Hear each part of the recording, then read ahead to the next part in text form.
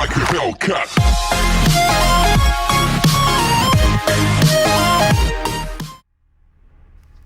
Hello and welcome back to the channel where once again it's time for another Sega Saturn review, and today's game is another racing game. I thought I'd do another racing one as last week's was relatively popular, certainly in terms of videos for myself. Anyway, and this week we are doing the title known as Impact Racing, which is a combat based racing game which came out in the middle of 1996 here in the PAL region.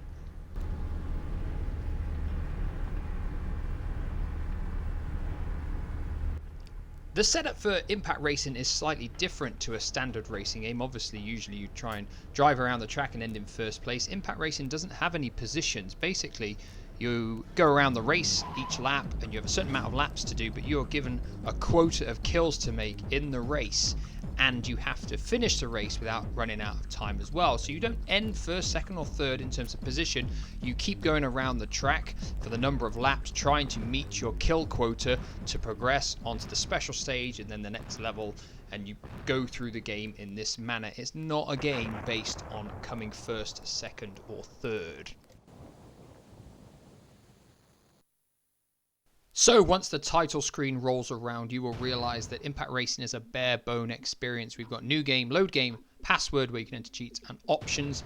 Checking out the options, you've got high scores, your setups for sound, the difficulty setting, and checking out the control pad configuration, which is definitely something I'd recommend, because once you've unlocked all the upgrades for your car, each button does have a different function, so you will want to learn those off by heart.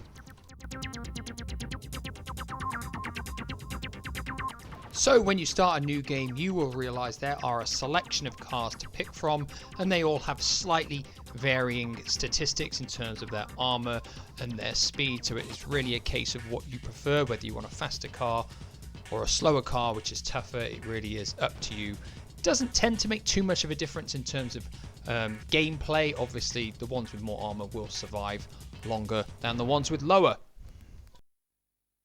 So before each race you will be given the best time that you can try and beat, and the number of cars you need to destroy to qualify for the next round. But now that all of that is out of the way, we want to move on to how this game looks, how it sounds, how it plays, what kind of lifespan it can give us, and whether it is worth playing today in the year 2022. So talking about the way the game looks, I was relatively pleased and quite surprised with the way that Impact Racing looked. I felt it looks reasonable for the time. Remember, it's mid-1996, and a lot of these multi-platform racing games, certainly PlayStation and Saturn ones, tended to come off worse on the Saturn a lot of the time. But Impact Racing doesn't look too bad. It's not tremendously detailed, but there is quite a lot going on, and it runs at a really consistent frame rate. I didn't notice any slowdown during the time I was playing this game at all. Even when you're firing all your lasers and there's bombs going off, you're smacking into cars, I felt the game ran pretty well. Another thing is that the draw distance is really good for the Saturn. If you remember other games we've looked at, Destruction Derby, Daytona USA, these games had a shocking draw distance, but Impact Racing, despite having quite a lot going on the screen, it's got a good draw distance, and that really helps the way it looks. The game is quite dark though overall. I think this is a slight downer. It doesn't take too much away from it, but it just makes it a little less appealing on the eye for me, just because the game is fairly dark in general. Another thing I will put out in the looks department is that some of the transparency effects that you get from firing your weapons and stuff actually look pretty good on this game. I'm not gonna lie, they genuinely look better than a lot of other similar effects on other games, and that's something that I was quite pleased with when I saw this game. So overall, Impact Racing is not too bad of a looking game. Only one car to go.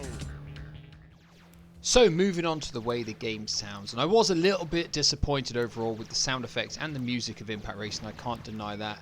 You've got your generic sound effects, picking up items, shooting your lasers, hitting things, crashing into things, that kind of stuff. It's nothing to really set your ears on fire in any way, shape or form. And the music is really similar from what I remember to Wipeout, in all fairness. It's kind of like a futuristic, sort of like dance, trance music, whatever you however you want to categorize it, I didn't really think it's particularly good. Definitely nothing memorable. And when we compare it with lots of other games and their soundtracks that we've gone through on the Saturn, I've spoke about so many games having brilliant soundtracks. So it's really hard for a game like this. It's just sort of like mediocre to match up to those at all, because it simply doesn't. It's just nothing special. But what I will do is give you a few glimpses of the track so you can decide for yourselves.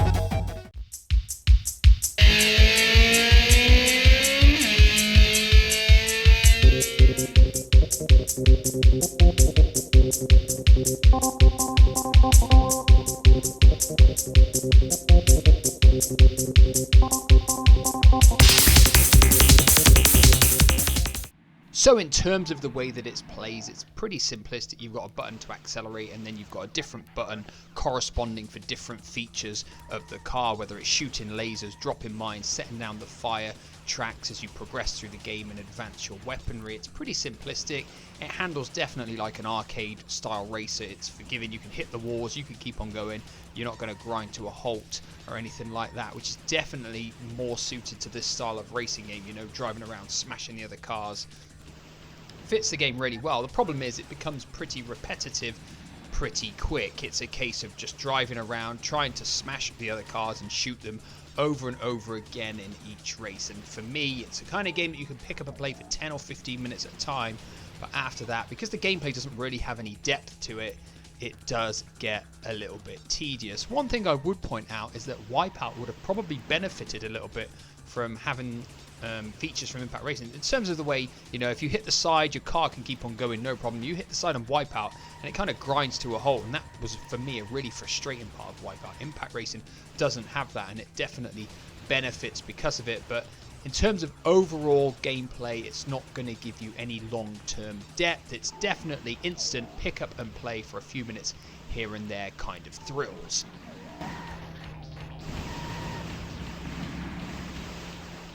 So moving on to the lifespan of the game, and as I touched on with the gameplay, it gets pretty repetitive, and that affects the kind of lifespan that the game will present you, because you'll probably find yourself a little bit bored if you're going to try and play through it all in one go. The areas that you race on, I don't think there's enough variety in them. Yes, they do look different, but all the tracks feel really narrow. They all feel kind of like dark and dull, and I just feel there could have been more variety, and that would have made the game more appealing in terms of playing it in a longer duration of time. Other things that affect the lifespan are obviously the fact there's no other modes of play. It's just one player mode. You play it from start to finish, possibly about an hour or so, and then that is it. It's job done. There is no two-player. There is no time attack mode. There's no ghost mode. There's nothing else here. Yes, you can go on the password option and you can give yourself all weapons, or you can give yourself infinite time to do the races, that kind of stuff. But that doesn't give you a more thorough playing experience. It doesn't bring you back to play it over and over again. And as such, the lifespan for Impact Racing just isn't particularly good.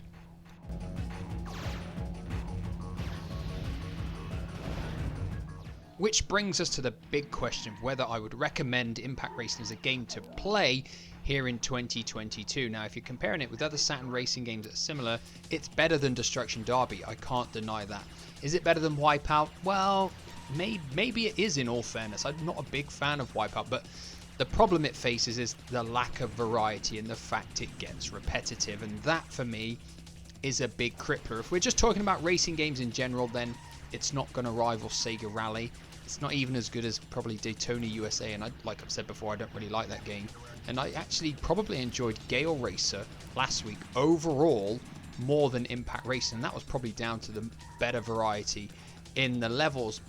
that doesn't mean I'm saying don't play this game, because you may well enjoy it more than me. Now, the other question is, does it make it into our top 10? Unfortunately, it simply hasn't got enough variety in terms of locations and options and things to do on the game to get it into the top 10. Unfortunately, we haven't had a game go into the top 10 for quite a few weeks now, to be honest, so it will be interesting to see what games I can come up with that are going to be good enough to get into that top 10. There will definitely be some, but they will be in future videos. Anyway, what are your thoughts on Impact Racing? Did anybody here play it when it came out? Does anybody still own it? Does anybody kind of have it as maybe one of their favorite racing games on the system? I imagine there probably are people out there. Anyway, drop me a comment down below as always, and I will be back in the future with another review. Goodbye for now.